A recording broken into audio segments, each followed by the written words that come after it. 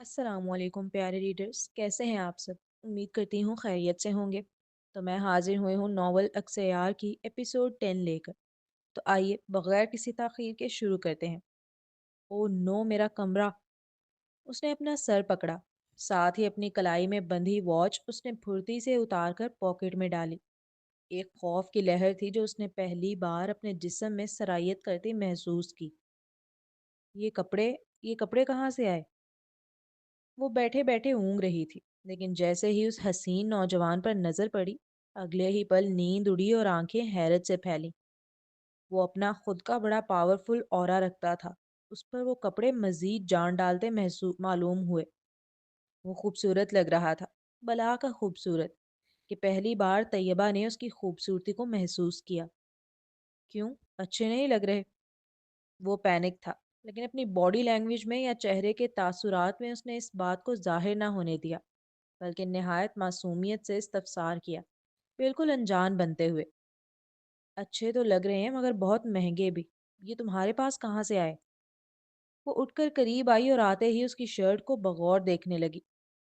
یہ تو branded shirt ہے اور خوشبو بھی کتنی پیاری آ رہی ہے۔ وہ اس کا کالر دیکھنے کے چکر میں اتنا قریب آئی کہ مقابل کو اپنی سانس رکتی معلوم ہوئی۔ وہ لمبا تھا، اس لیے وہ اپنے انگوٹھوں پر وزن ڈال کر اچک کر اس کا کالر چیک کر رہی تھی۔ نہ صرف وہ شرٹ برانڈڈ تھی، بلکہ اس کے پاس سے جو خوشبو آ رہی تھی وہ کسی کو بھی دیوانہ بنا دے۔ اتنی پیاری سی کہ طیبہ 2-3 ثانیوں کے لیے آنکھیں موند کر صرف اس کی مہک سونگھنے لگی۔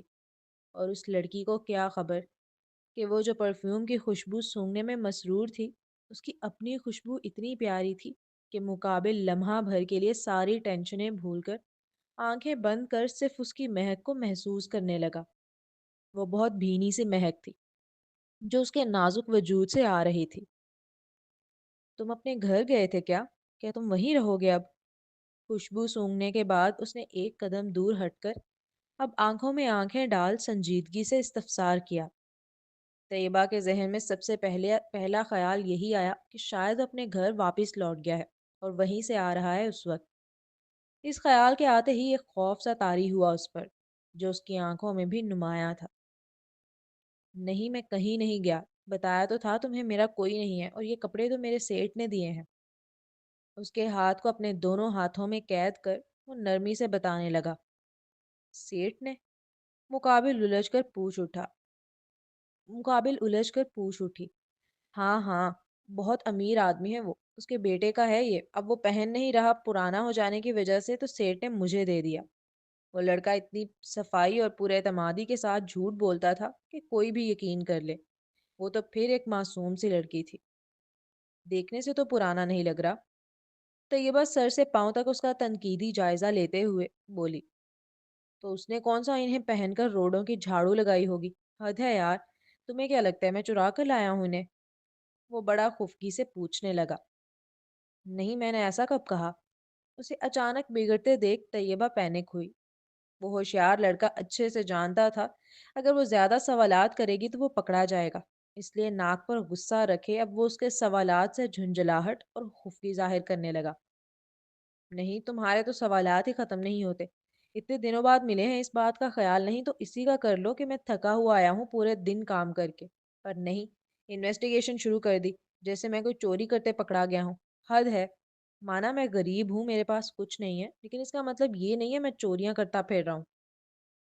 وہ نہایت غصے سے کہتا ہوا اس کا ہاتھ چھوڑ کر تیزی سے اپنے کمرے کی جانب جانے لگا، اور طیبہ اس کی خفگی کے ڈر سے فوراً ہی پیچھے پیچھے آئی۔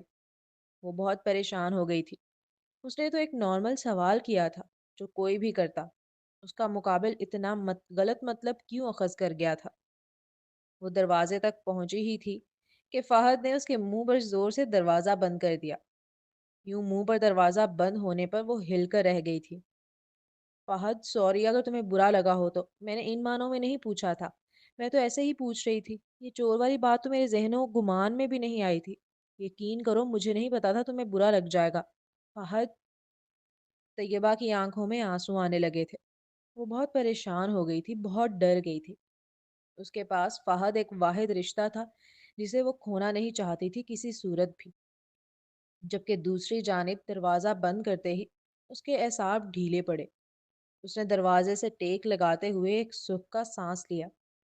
طیبہ کی مسلسل روتے ہوئے معافی مانگنے اور دروازہ بجانے کی آوازیں آ رہی تھیں، لیکن اس حسین نوجوان کی ساری توجہ اس وقت صرف اپنے کمرے کی جانب تھی۔ اس نے فوراً ہی الماری کھول کر سارے کپڑے نکالے۔ وہ سب برانڈڈ کپڑے تھے، زیادہ تر تھری پیس سوٹ، سارے ہینگر میں موجود کپڑے جن کی مالیت لاکھوں میں ہوگی۔ اس نے ایک لمحہ ضائع کیے بغیر انہیں گڑمڑی بنا کر کھڑکی کھول کر باہر پھینک دیا تھا۔ پھر تیزی سے آ کر بیڈ کے نیچے جو جوتوں کی لائنیں لگی ہوئی تھیں، جو نہ صرف الگ الگ برانڈ کے تھے بلکہ الگ الگ ملکوں سے خریدے گئے تھے، ان سب کو بھی ایک نگاہ بھر کے دیکھے بغیر اٹھا اٹھا کے باہر پھینکا۔ میرے پرفیوم، وہ تھوڑا ہڑبڑایا ہوا تھا، اس لیے دماغ بھی ٹھیک طرح کام نہ کیا۔ شوز پھینکنے کے بعد اب وہ کھڑے ہو کر ایک دو لمحے سوچنے لگا کہ کیا باقی رہ گیا ہے۔ اگلے پل وہ تیزی سے الماری کی جانب آیا اور نیچے والی دراز جو پرفیوم سے سجی ہوئی نظر آ رہی تھی، وہ سب نکال کر باہر پھینکنے لگا۔ ان میں سے کچھ شیشیاں کانچ کی تھیں۔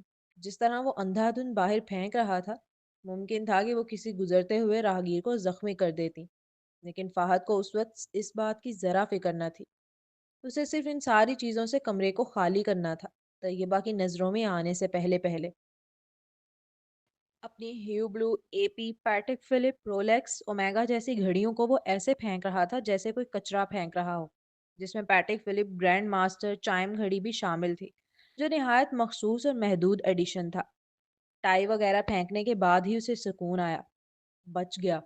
وہ دونوں ہاتھ بیڈ پر ٹکا کر چہرہ اوپر کی جانب کرتے ہوئے ایک گہرا سکھ کا سانس لیتے ہوئے بولا، فہد سوری، میرا وہ مطلب نہیں تھا جو تم سمجھے، پلیز دروازہ کھولو فہد۔ وہ ابھی بھی دروازہ بجا رہی تھی۔ یہ دیکھ وہ ہلکا سا مسکرایا۔ اگر اس نے کمرہ دیکھ لیا ہوتا تو یقیناً اس وقت طیبہ کی جگہ وہ دروازہ بجا رہا ہوتا، اور دروازہ بھی کمرے کا نہیں، ڈائریکٹ مین گیٹ کا۔ یہ واقعی اس کی خوش قسمتی تھی کہ طیبہ گھر آنے کے باوجود بھی کمرے میں نہیں آئی ایک بار بھی۔ اپنی پاکٹ سے موبائل نکالنے کے بعد اس نے سم نکالی اور پھر تکیے کے نیچے رکھے موبائل جو طیبہ نے اسے لا کر دیا تھا، اس میں سم واپس لگائی اور اپنے ہاتھ میں موجود موبائل کو سوئچ آف کر کے واپس پینٹ میں ڈال لیا۔ کیا ہوا؟ سکون سے بندے کو کپڑے تو چینج کرنے دو۔ اس نے دروازہ کھولا تو طیبہ کی جان میں جان آئی۔ اب وہ اپنے روزمرہ کے کپڑوں میں ملبوس تھا، لال کلر کی شرٹ اور بلیک ڈھیلی ڈھالی سی پینٹ میں۔ سوری، طیبہ فوراً دوبارہ معذرت کرنے لگی، وہ بھی روتے ہوئے۔ اچھا رو مت۔ اسے روتا دیکھ فہد کے دل کو کچھ ہوا۔ اسے بہت احساس تھا کہ اپنا راز برقرار رکھنے کے چکر میں اس نے کتنا رلایا ہے اس نازک جان کو۔ فوراً ہی اس کے آنسو اپنے دونوں انگوٹھوں کے پوروں سے نرمی سے صاف کرتا اس کی کلائی تھام کر ڈائننگ ٹیبل کی جانب لے چلا۔ بیٹھو، یہ اتنی اتنی سی باتوں میں رونا کیوں شروع کر دیتی ہو؟ تھوڑی اسٹرانگ بنو آپی۔ نہیں جا رہا تمہیں چھوڑ کر، ہرگز نہیں جاؤں گا، میں جا ہی نہیں سکتا، اس لیے میں چھوڑ جاؤں گا یہ والا ڈر اس لیے میں چھوڑ جاؤں گا یہ والا ڈر نکال دو اپنے اندر سے۔ تم چاہو گے بھی نا تو بھی نہیں جاؤں گا چھوڑ کر، سمجھی؟ اس نازک دلربا کو چیئر پر بٹھانے کے بعد اپنی چیئر اس کے قریب کھسکا کر اس پر بیٹھا، پھر اس کے دونوں ہاتھوں کو اپنے ہاتھوں میں لیے اسے بھروسہ دلانے لگا کہ وہ نہیں جائے گا چھوڑ کر، اس لیے یہ خوف دل سے نکال دے۔ تم اتنی اتنی سی باتوں پہ غصہ کیوں ہو جاتے ہو؟ وہ شکوتاً پوچھ اٹھی۔ تم اتنے سوال کیوں کرتی ہو؟ شاید اسے اندازہ بھی نہ ہو، اس کے لہجے میں یہ سوال کرتے وقت بھی ہلکی سی چڑ آئی تھی، کیونکہ اسے عادت نہیں تھی اتنے سوالوں کے جواب دینے کی۔ وہ ہمیشہ اپنی زندگی میں بڑا آزاد رہا ہے۔ کیونکہ مجھے فکر ہوتی ہے تمہاری، میں محبت کرتی ہوں تم سے۔ اس لڑکی کا آخری جملہ فہد کے ہاتھوں تک کو جما گیا تھا۔ وہ 3 4 ثانیوں تک کچھ بول نہ سکا، بالکل مبہوت ہو کر اس کا چہرہ دیکھنے لگا۔ وہ محبت کرتی ہے، بالکل وہ محبت کرتی ہے، اور وہ جانتا ہے وہ کرتی ہے، اور وہ اس محبت کا بڑا قدردان تھا، کیونکہ اگر نہ ہوتا تو کیا اس وقت وہ معمولی سی لڑکی جسے لوگ بھنگن کہتے ہیں اس کا ہاتھ پکڑ سکتی تھی؟ مگر یہ وہ محبت نہیں تھی جو اسے چاہیے تھی۔ اب وہ اس سے زیادہ کا طالب تھا، اس سے زیادہ کا لالچ لیے بیٹھا تھا۔ کرو محبت، کس نے روکا ہے، مگر پلیز سوالات مت کرو۔ وہ ایک وقت اسے محبت کرنے کی اجازت دے سکتا ہے خود سے، بلکہ چاہتا ہے وہ کرے، لیکن سوال کرنے کی نہیں، کیونکہ جہاں اس نے سوالات شروع کیے وہاں پردے ہٹنا شروع ہو جائیں گے، اور جہاں ان کے درمیان پردے ہٹنا شروع ہوئے وہاں سے وہ دور ہونا شروع ہو جائے گی، اور جہاں وہ اس سے دور ہونا شروع ہوئی وہاں معاملات پھر پہلے جیسے نہ رہ سکیں گے، اور وہ ایسا نہیں چاہتا۔ وہ اسے اپنی روح کی طرح اپنے قریب رکھنا چاہتا ہے۔ اچھا نہیں کرتی، بس خوش رہو تم۔ وہ ہلکا سا خفگی سے منہ بسور کر بولی، ساتھ ہی اپنا منہ بھی دوسری جانب پھیر لیا تھا۔ اچھا چلو، ناراض بعد میں ہو جانا، پہلے مجھے کچھ کھلا دو، میں بھوکا ہوں۔ وہ اسے خود سے بچوں کی طرح ناراض ہوتا دیکھ ہلکا سا مسکراتے ہوئے کہنے لگا، ہاں کھانا لائی ہوں، میں ابھی لاتی ہوں گرم کر کے۔ وہ بھوکا ہے یہ سنتے ہی جیسے ساری ناراضگی بھول بیٹھی اور تیزی سے اٹھی تاکہ کھانا گرم کر کے لے آئے جو شادی کے گھر سے ملا تھا۔ لائی ہوں مطلب؟ مقابل الجھ کر پوچھ اٹھا۔ وہ بچا ہوا کھانا دیا ہے انہوں نے سارے ملازمین کو، اور اچھا خاصا دیا ہے، ہمارا کل تک کا پورے دن کا گزارا ہو جائے گا آرام سے۔ طیبہ خوش ہو کر بتانے لگی، تو تم مجھے وہ دے دو، میں نیچے والی آنٹی کو دے کر آ جاتا ہوں۔ اس کی بات سنتے ہی طیبہ اسے اچنبے سے دیکھنے لگی۔ کیوں بھائی، ہم اپنا کھانا انہیں کیوں دیں، اور پھر ہم کیا کھائیں گے؟ تم بنا لو نا کچھ، بھلے سے تھوڑے سے چاول ابال لو، اس نے فرصت سے سجیشن دیا۔ دماغ چل رہا ہے کیا زیادہ ہی؟ اتنا اچھا کھانا ہم انہیں دے دیں اور خود ابلے ہوئے چاول کھائیں؟ طیبہ اس کے سر پہ دھپ مارتی ہوئی آگے بڑھی اور وہ کچھ لمحوں کے لیے مٹھیاں بھینچتا رہ گیا۔ یقیناً وہ غصہ پی رہا تھا۔ کم از کم ہاتھ تو مت چلایا کرو، طیبہ نے اسے پیچھے سے کہتے سنا۔ وہ بھی نہایت جھنجھلاتے ہوئے وہ بھی نہایت جھنجھلائے ہوئے انداز اور دبے دبے غصے میں، مگر اہمیت نہ دی۔ اب چلتے ہیں اگلے سین کی جانب۔ کیا ہوا، شروع کرو، اتنا اچھا کھانا ہے اور سارا تازہ ہے۔ دعوت ختم ہونے کے بعد جو کھانا بچ جاتا ہے وہ سارا ملازمین میں بٹتا ہے۔ یہ وہی کھانا تھا۔ اکثر ایسا ہوتا ہے کہ مہمانوں کے آگے کی جو پلیٹیں ہوتی ہیں ان میں بھی کافی کھانا بچا ہوا ہوتا ہے، تو دیگ کا کھانا اور بچی ہوئی پلیٹوں کا کھانا سب کو مکس اپ کر کے سارے ملازمین میں تقسیم کر دیتے ہیں تاکہ کھانا ضائع نہ ہو اور کسی کے منہ لگ جائے۔ جن ملازمین کو وہ مل رہا ہوتا ہے انہیں پتا ہوتا ہے یہ بچا ہوا کھانا ہے، اور انہیں اسے کھانے میں کوئی کراہت بھی محسوس نہیں ہوتی۔ ان کے لیے یہی بہت ہوتا ہے کہ انہیں پیٹ بھر کر کھانا مل رہا ہے، بلکہ اگر وہ ضائع کیا جائے تو وہ زیادہ بری بات ہے۔ اس لیے طیبہ تو وہ خوشی خوشی کھانے بیٹھی تھی، لیکن فہد کے لیے وہ کراہت والا کھانا تھا۔ وہ اسے دیکھ بھی رہا تھا تو اس کی طبیعت عجیب سی ہو رہی تھی۔ آپ ہی مت کھاؤ نا پلیز، ہم اسے نیچے والی آنٹی کو دے دیتے ہیں، میں بازار سے کچھ آرڈر کر دیتا ہوں، مجھے پیسے دیے ہیں سیٹھ نے آج۔ جب وہ خود نہیں کھا پا رہا تو یہ کیسے ممکن ہے کہ طیبہ کو کھانے دے؟ اس نے فوراً ہی طیبہ کا ہاتھ روکا جس سے وہ بریانی کھانے لگی تھی۔ جب ہمارے گھر میں اتنا اچھا کھانا موجود ہے تو ہم باہر سے آرڈر کیوں کریں؟ یہ جھوٹا ہے لوگوں کا، بریانی میں پہلے سے سیلیڈ ہے، یہ دیکھو کھیرا۔ اس نے بریانی میں سے کھیرا نکال کر اس کے سامنے الگ کیا۔ اسے لگا تھا اب وہ خود ہی کھانے سے پیچھے ہٹ جائے گی، مگر اس کی توقع کے بالکل برعکس وہ ایک ابرو اچکا کر ناسمجھی سے بولی، تو جھوٹا ہے نا، خراب تو نہیں؟ اور ہمیں شکر ادا کرنا چاہیے ہم ان لوگوں میں سے ہیں جنہیں خدا پیٹ بھر کے کھانا تو دے رہا ہے۔ اتنے ہی لوگ سڑکوں پہ سو رہے ہیں جن کے پیٹ میں کھانا تک نہیں، ایک ایک دانے کے لیے ترس رہے ہیں۔ اس لیے ناشکری بند کرو اور چپ چاپ کھا لو، اور زیادہ مسئلہ ہے نا تو منگا لو اپنے لیے کچھ، مگر میں یہی کھاؤں گی۔ اگر 5 سال پہلے والی پاپا کی پری ہوتی تو یقیناً وہ بھی کراہیت کا شکار ہوتی، وہ بھی ہاتھ نہ لگاتی اس کھانے کو، لیکن اس نے اس سے بھی برے برے وقت دیکھے ہیں۔ ایک وقت اس نے ایسا بھی دیکھا جیل میں کہ اس کا کھانا پھینک دیا کچھ شرارتی لڑکیوں نے، تو اس نے پانی میں بھگو بھگو کر سوکھی روٹی گلے میں اتار کر اپنے پیٹ کی آگ کو سکون دیا تھا۔ اس کے مقابلے آج عزت سے گھر میں بیٹھ کر پیٹ بھر کے کھانا ملنا نعمت نہیں تھی تو اور کیا تھا؟ آپ ہی، اس نے روکنے کے لیے بڑا گررا کر کہا، مگر وہ کب سن رہی تھی؟ اس نے لقمہ منہ میں لے لیا۔ اب ماحول میں خاموشی اور تناؤ بھری فضا قائم تھی۔ وہ مٹھیاں بھینچے وہیں بیٹھا رہا اس کے سامنے۔ طیبہ بھی چپ چاپ کھاتی رہی، اس کی جانب دیکھا تک نہیں، نہ اسے دوبارہ کہا کہ وہ کھائے۔ اجازت تو دے ہی دی تھی کہ تم چاہے تو بازار سے منگا لو، تمہیں ضرورت نہیں ہے اس کھانے کو تناول کرنے کی۔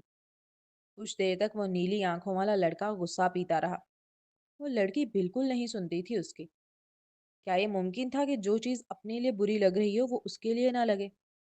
نہایت جلتے کرتے جھنجھلاتے اور غصے کا پیمانہ لبریز ہونے کے باوجود چمچا اٹھا لیا تھا اس نے، اور جیسے اس لڑکی کے ساتھ ایک پلیٹ میں کھانے کا عادی ہے ویسے کھانے لگا۔ کہاں ممکن کہ اپنے لیے بازار سے منگا لیتا جبکہ وہ خراب کھانا کھا رہی تھی؟ اب تو ان میں زہر بھی ہو تو بھی ساتھ کھائے گا۔ بے خطر کود پڑا آتش نمرود میں عشق، عقل ہے محوے تماشائے لبے بام ابھی۔ کھانے کے بعد برتن دھو کھانے کے بعد برتن دھو دو گے؟ وہ صرف بات شروع کرنا چاہتی تھی، اس لیے چھیڑنے لگی۔ خود ہی دھو، جب تم میری نہیں سنتی تو میں کیوں سنوں؟ فہد نہایت جل کر گویا ہوا۔ کیوٹو تم نہ بہت جل ککڑے ہو، وہ مسکرا کر کہتی ہوئی اس کے کندھے پر اپنا ہلکا سا سر لگا کر بیٹھ گئی۔ شدید ناراض تھا وہ، چاہتا تو اپنا کندھا ہٹا لیتا، مگر نہ ہٹایا۔ بات بات پہ غصہ ہو جاتے ہو، اوپر سے میری بالکل نہیں سنتے، ہر وقت بس منہ پھلائے رکھتے ہو ایسے کر کے۔ وہ برا بھلا سنائے چلی جا رہی تھی، پھر بھی چپ چاپ سنتا رہا، لیکن جب اس نے اچانک اپنے منہ میں ہوا بھر کر اسے دکھایا کہ وہ کیسے منہ پھلا کے رکھتا ہے تو وہ نوجوان بے اختیار مسکرا دیا۔ کیسے بلاتا ہوں دوبارہ دکھانا؟ وہ اتنی کیوٹ لگی تھی کہ مقابل نے اپنی ساری ناراضگی اور خفگی بھول کر دوبارہ فرمائش کی۔ ایسے اس نے فرمائش پر فوراً ہی منہ پھلا کر دکھایا اپنی معصومیت میں، تو مقابل اسے دیکھ کر فدا فدا نظروں سے دل فریب انداز میں مسکرانے لگا۔ کیسے وہ جھوٹا کھانا کھلانے کے بعد بھی پیاری لگ سکتی تھی، مگر وہ لگ رہی تھی۔ پتا ہے میں نے تمہیں بہت مس کیا۔ اس کے مسکرانے پر طیبہ ہنسنے لگی تھی، اور پھر اچانک ہی وہ بڑے پیار سے بولی، لہجے میں تھوڑی اداسی بھی تھی، میں نے بھی بہت مس کیا۔ ایک لمحے کے لیے توقف کیا تمہارے تیل کو، پھر بات مکمل کی۔ طیبہ کی مسکراہٹ گہری ہوئی تھی اس کی پوری بات سن۔ تو لگا دوں پھر تیل؟ وہ فوراً چھیڑنے لگی شرارت سے۔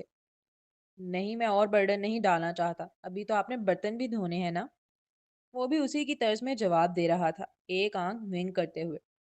ایک نمبر کے کام چور ہو تم، ذرا خیال نہیں بہن کا کہ برتن دھو دیتا ہوں، بیچاری تھک کر آئی ہوگی۔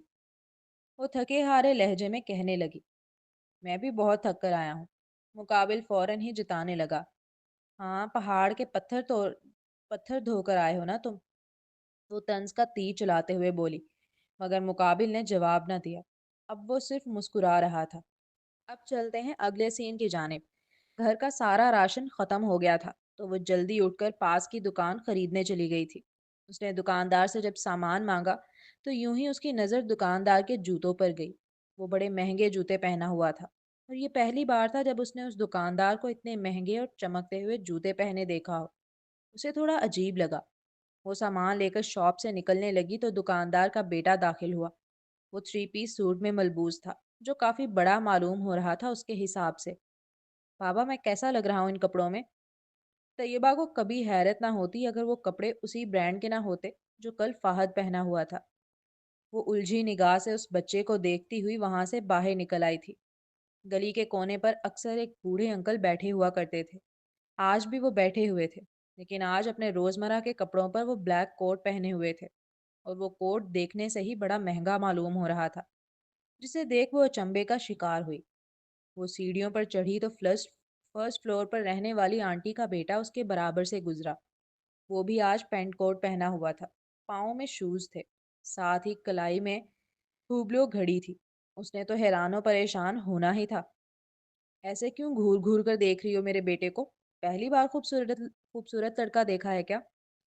پیچھے کھڑی آنٹی نے جب اسے ٹوکا تب جا کے اس کی نگاہ اس لڑکے پر سے ہٹی۔ یہ کپڑے اور چیزیں، ارے تمہیں نہیں پتا، کل نہ رات کے وقت کسی نے اچھے کپڑے، شوز، پرفیوم، گھڑیاں، وہ بھی مہنگی والی، کچرے پہ پھینک دی۔ پھر جب لوگوں نے دیکھا تو لوٹ مچ گئی۔ جو خون ریزی والی لڑائیاں ہو رہی تھی کہ کیا بتاؤں۔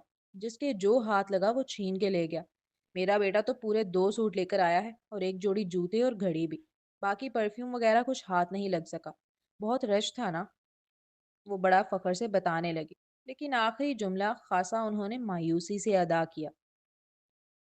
اب اگلا سین۔ نکمے نالائق کامچور کہیں کے، تم سے ذرا ہاتھ نہیں مارے گئے کسی اور چیز پر، صرف ایک سوٹ لا کر بیٹھ گئے، اوپر سے مجھے جھوٹی کہانیاں سنا رہے تھے۔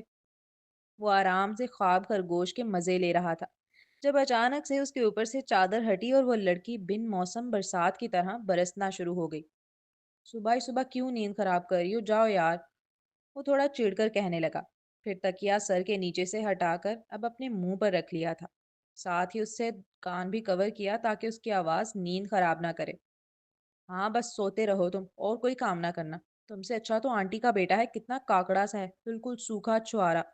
फिर भी उसने पूरे 2 सूट लूटे हैं। और तुम इतनी बॉडी वाले होकर भी सिर्फ एक सूट लेकर आए। कितने प्यारे और महंगे कपड़े थे वो, ऊपर से मुफ्त में मिल रहे थे बिल्कुल। थोड़ा हाथ पाँव मारकर छीन लाते तुम भी, पर नहीं। ऊपर से मुझे झूठी कहानियां सुना रहे थे रात में कि सेठ के बेटे के हैं। शर्म नहीं आती तुम्हें झूठ बोलते हुए? तैयबा उसका तकिया छीनने लगी, जिसे वो छोड़ नहीं रहा था। मगर उस लड़की ने पूरी जान लगाकर उससे तकिया छीन ही लिया था आखिर। और फिर उसी तकिए से उसके सर पर मारने लगी। क्या बोले जा रही हो, कुछ समझ नहीं आ रहा मुझे। उसे समझ आ गया था कितनी भी कोशिश कर ले उस लड़की ने उसे सोने नहीं देना। इसलिए आखिरकार झुंझलाकर उठकर बैठा और साथ ही उसके हाथ से तकिया भी छीना। वरना उसके हाथ तो चलते रहने थे। यही कि तुमसे कपड़े नहीं लूटे गए, और फिर आंटी बता रही थी कि वहां घड़ियां, परफ्यूम और चीजें भी थी। तुम कुछ भी नहीं लाए क्या? वो अभी गहरी नींद से उठा था, इसलिए ठीक तरह समझ नहीं आ रहा था कि वो क्या बातें कर रही है। लेकिन जितना समझ में आया वो उसी की चीजों के मुतालिक बोल रही थी। अगले ही लम्हे उसके चेहरे पर खौफ के तासुरात उभरे। यही कि मुझे पता चल गया है कि तुम वो जो रात को कपड़े पहने हुए थे वो कोई तुम्हारी सेठ के दिए हुए नहीं है, बल्कि वो तुम बाहर से उठा कर लाए हो, जैसे बाकी सबको मिले। अगर मुझे समझ ये बात नहीं आई तुमने मुझसे झूठ क्यों बोला? अगर मैं सच बताता कि मुझे वो कपड़े गली में पड़े मिले हैं तो तुम यकीन करती? क्यों नहीं करती? मेरे लिए सबसे काबिल एतबार शख्स तुम ही हो दुनिया में। वो अल्फाज बहुत वजनदार थे, या पता नहीं उसे लगे। उसने अपने दिल को मुट्ठी में भेंचता महसूस किया। वो लड़की कुछ ज्यादा ही एतबार करने लगी थी उस पर। इतना नहीं करना चाहिए। वो भी झूठ बोल सकता है, इंसान है वो भी। इतना एतबार क्यों कर रही हो मुझ पर? तुम तो मुझे जानती भी नहीं हो। वो गंभीर लहजे में इस्तफसार करने लगा। किसने कहा मैं तुम्हें नहीं जानती? मैं जानती हूँ तुम्हें, तुम मेरे छोटू हो, मेरा सब कुछ। तुम्हारे अलावा मेरा दुनिया में है ही कौन? मुकाबिल बड़ी मोहब्बत और अपनायत से गोया हुई। और उस तासीर का क्या? फहद ने अचानक उसका जिक्र छेड़ा तो तैयबा का जैसे जख्म ताज़ा हुआ हो। वो इस बारे में बात भी नहीं करना चाहती थी। तुम्हें याद है वो अब तक? वो अपने असाब को ढीले छोड़ते हुए, जैसे बहुत थक गई हो, इस अंदाज में उसके पास बैठते हुए उस नीली आंखों वाले हसीन नौजवान की जानिब देख हैरत से इस्तफसार करने लगी। मैं भूल भी कैसे सकता हूँ? जला जला सा लहजा था उस लड़के का ये जुमला अदा करते वक्त। भूल जाओ, बहुत ऊंची फ्लाइट है वो, मेरी औकात से बिल्कुल बाहर की। तैयबा निहायत मायूस लहजे में गोया हुई। माना उसके चेहरे पे मुस्कुराहट नमूदार हुई थी, लेकिन वो मुस्कुराहट भी बहुत जख्मी सी लगी मुकाबिल को। औकात? फहद जेरे लब मानी खेजी से मुस्कुराते हुए बड़बड़ाया। क्या वो लड़की जानती भी थी उसकी वैल्यू है क्या? अगर वो जानती तो यकीनन ये बात ना कहती। वैसे पता है मुझे बहुत दुख है। वो उसके कंधे पर अपना सर रखते हुए बोली। तासीर का? मुकाबिल दूबदू बोला। नहीं, उन कपड़ों और चीज़ों का। वो कितनी महंगी महंगी थी और कितने प्यारे लग रहे थे तुम कल उन कपड़ों में। जितना तुम पे वो कपड़े जच रहे थे मैंने देखा किसी पे उतने अच्छे लगे ही नहीं। इतना ही अच्छा होता ना तुम 4-5 लूट लेते, मगर नहीं। तुमसे तो एक भी नहीं लूटा गया ठीक तरह। बाकियों को पता है कोट टाई घड़ी वॉच ये सब भी मिला है।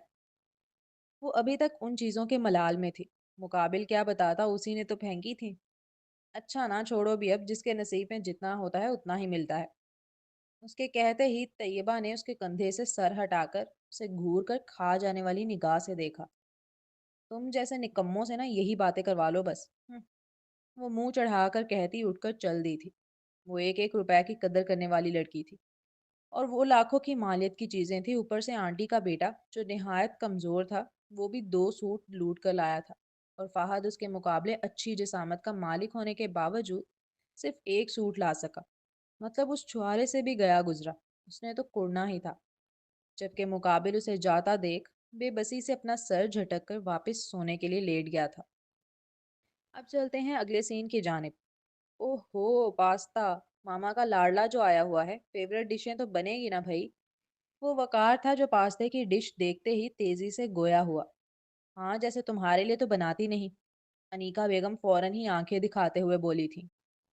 लो जी, आ गया आपका लाडला, खिलाओ इसे अब अपने हाथों से।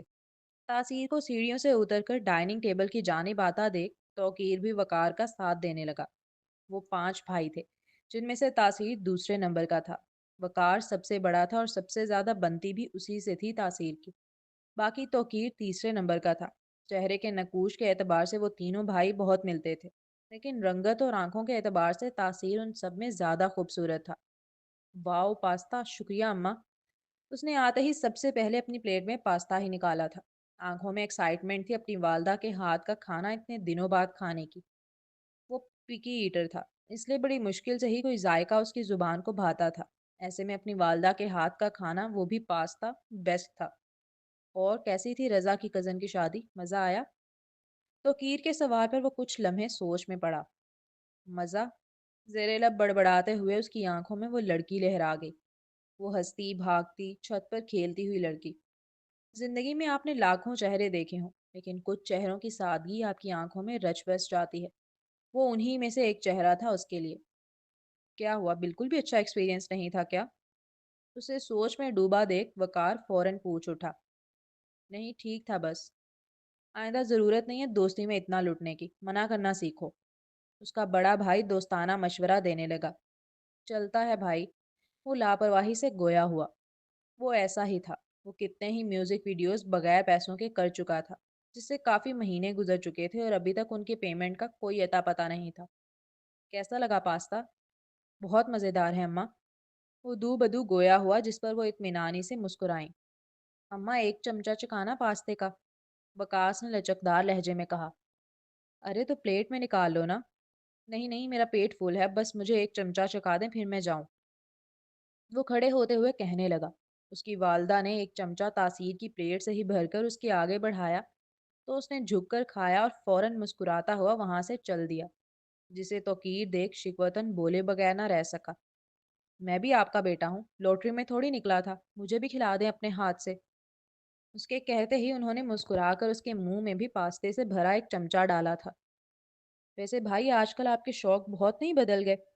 अनीका बेगम के वहां से उठकर जाते ही तौकीर बड़े संजीदगी से तासीर को देख पूछने लगा। कौन से शौक? जिसके जवाब में मुकाबिल नासमझी से उसकी जानिब मुतवज्जा हुआ। ये वाले शौक। उसने अपने हाथों में कैचर उछालते हुए कहा, जिसे देख मुकाबिल लम्हा भर के लिए चौंका। ये कहाँ से मिला तुम्हें? वो खाना छोड़ हैरत से पूछने लगा। पहले सवाल मैंने किया है, आपको कब से ऐसे शौक लाहक हुए? आपने कब से कैमरे से बेवफाई शुरू की? वो एक अबरू उचकाकर अब शरारत से पूछ रहा था। इधर दो, इससे पहले अम्मा देखें। वो नहीं चाहता था कि उसकी वालदा की उस कैचर पर नजर पड़े और फिर अनगिनत सवालात का सिलसिला शुरू हो जाए। तासीर ने अगले ही पल बड़ी फुर्ती के साथ उससे कैचर छीनने के लिए हाथ आगे बढ़ाया था, मगर इससे पहले कि उसका हाथ कैचर तक पहुंचता तो कीर ने कैचर दूसरी जानिब उछाल दिया। कैच! तासीर ने फौरन ही अब दूसरी जानिब देखा, जहां तो कीर ने कैचर फेंका था, और अब उसे अपना जिगरी दोस्त और कजन अली खड़ा नजर आया, कैचर हाथ में पकड़कर चुलबुली आंखों के साथ उसे तकते हुए। किसका है और कहाँ से आया? पहले वो कैचर को बगौर तनकीदी नजरों से देखने लगा, फिर एक अबरूज खाकर तफ्तीशी अफसरान की तरह शोखी और तजस्सुस से इस्तफसार करने लगा। यार, कैचर है तो जाहिर सी बात है लड़की का ही होगा, अब मुझे दो, इससे पहले अम्मा देख लें। अब वो फौरन ही खड़े होकर अली से कैचर छीनने के लिए झपटा, लेकिन अली ने एक लम्हा जाया किए बगैर कैचर अब वापस तौकीर की जानिब उछाल दिया था। तौकीर, मुझे दो फौरन। वो तौकीर से बड़ा था, इसलिए रौब जमाते हुए आगे बढ़ा, लेकिन इससे पहले कि वो उस तक पहुंच पाता, तौकीर ने वापस कैचर अली की जानिब उछाल दिया, सॉरी सॉरी करते हुए, जिस पर तासीर ने तौकीर को खा जाने वाली नज़रों से घूरा। फिर एक हाथ कमर पर टिकाकर नहायत झुंझलाकर एक गहरा सांस लिया। वो जानता था वो दोनों सिर्फ उसे तंग कर रहे हैं, लेकिन उसे डर सिर्फ अम्मा का था कि वो किसी भी वक्त आ जाएं। वैसे सख्त और भारी कैमरा उठाने वाले हाथों में ये फूल जैसे नाजुक कैचर कब से आ गए? हमें क्यों पता ना चला? वो अली को खुद ही सब कुछ बता देता, अगर वाकई कोई बात होती तो। अभी तो कोई बात थी ही नहीं। लगता है रेगिस्तान में फूल खिल गए हैं। तो कीर ने मजीद छेड़ा तो तासीर ने फौरन ही उसे गुर्रा कर देखा। ऐसा कुछ नहीं है जानी, एक लड़की का था, कराची में मिली थी, वापस करना था मगर भूल गया देना। वो एक एक लफ्ज जता जता कर अदा कर रहा था, ताकि उनकी गलत फहमियां दूर हो जाएं। ओ नो, कराची की लड़की है? गए तुम तो। पत्थर दिलों से वास्ता पड़ गया है। एतबार कराते कराते मर जाओगे ना, तो भी वफा का एतबार नहीं करेगी। दिल में भी एक अदद दिमाग लेकर घूमती है, ऐसी कौम है ये। अली की बात सुनते ही वो मुस्कुराया। اسے دیکھ کے نہیں لگا کہ وہ پتھر دل ہے، بلکہ لگا وہ پتھروں کو پگھلا دینے کی طاقت رکھتی ہے۔ وہ ایک ٹرانس کسی کیفیت میں کہہ اٹھا تھا، اس لڑکی کی خوبصورت آنکھوں کو یاد کر۔ تو مطلب تم پگھل گئے؟ علی قریب آ کر اس کے کندھے پر اپنا ہاتھ رکھتے ہوئے تجسس سے پوچھنے لگا۔ ہمارا ایسا کوئی سین نہیں، میرے ٹائپ کی نہیں تھی وہ بے نیازی سے گویا ہوا۔ ہاں، ان کے ٹائپ کی تو ٹرکش میں بیٹھی ہیں، جن کے لباس دیکھتے ہی اماں نے استغفار کی تسبیح شروع کر دینی ہے۔ تو کیر خود کو روک نہ سکا تھا طنز کرنے سے، اور اگلے ہی پل خود پر تاثیر کی کھا جانے والی نگاہ محسوس کی۔ اماں بلا رہی ہو کیا؟ بس آ رہا ہوں آ رہا ہوں، ارے میری اماں بلا رہی ہیں، بہت مارتی ہیں وہ، میں آتا ہوں۔ اس کی شامت آنے والی ہے یہ محسوس کر وہ فوراً ہی نہ آنے والی آوازوں پر لبیک کہتا ہوا 2 لمحوں میں بجلی کی پھرتی سے رفو چکر ہوا، جس پر علی خوب ہنسنے لگا، جبکہ موقع کی مناسبت کا فائدہ اٹھاتے ہوئے تاثیر نے اس کے ہاتھ سے کیچر چھین لیا تھا۔ سین کچھ بھی نہیں ہے، پھر بھی کیچر لیے گھوم رہے ہو؟ بات کچھ سمجھ نہیں آئی۔ علی اسی کے کندھے پر سہارا لیے کھڑا تھا، اسی لیے جب تاثیر نے اپنا کندھا تیزی سے نیچے کیا تو وہ لڑکھڑا گیا، جبکہ تاثیر اسے لڑکھڑاتا چھوڑ کر اجلت سے چل دیا تھا، کیچر کمرے میں چھپا کر رکھ کر آنے کی نیت سے، اس سے پہلے کہ کوئی اور دیکھے اور نیا مسئلہ کھڑا ہو۔ وہ ابھی سیڑھیوں کے قریب پہنچا ہی تھا کہ اس نے علی کو کہتے سنا، کہا نا بھول گیا دینا۔ وہ پلٹ کر اس کی جانب دیکھ سنجیدگی سے گویا ہوا، جن لوگوں کو بھولنے کی عادت ہوتی ہے وہ سب سے زیادہ اپنا چشمہ رکھ کر بھولتے ہیں، مگر میں نے کبھی نہیں دیکھا تم اپنا چشمہ بھولے ہو۔ مقابل معنی خیزی سے مسکراتے ہوئے جتانے لگا۔ جاری ہے۔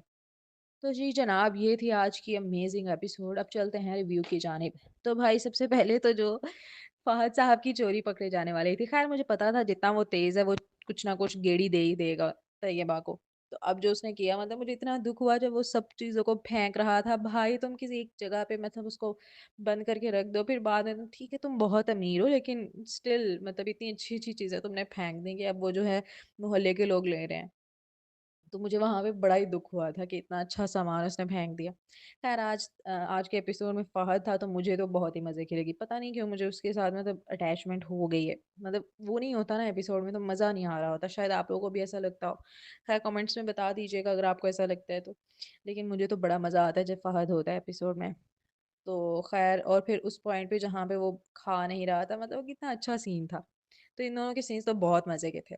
Please subscribe our channel and don't forget to give your review about today's episode.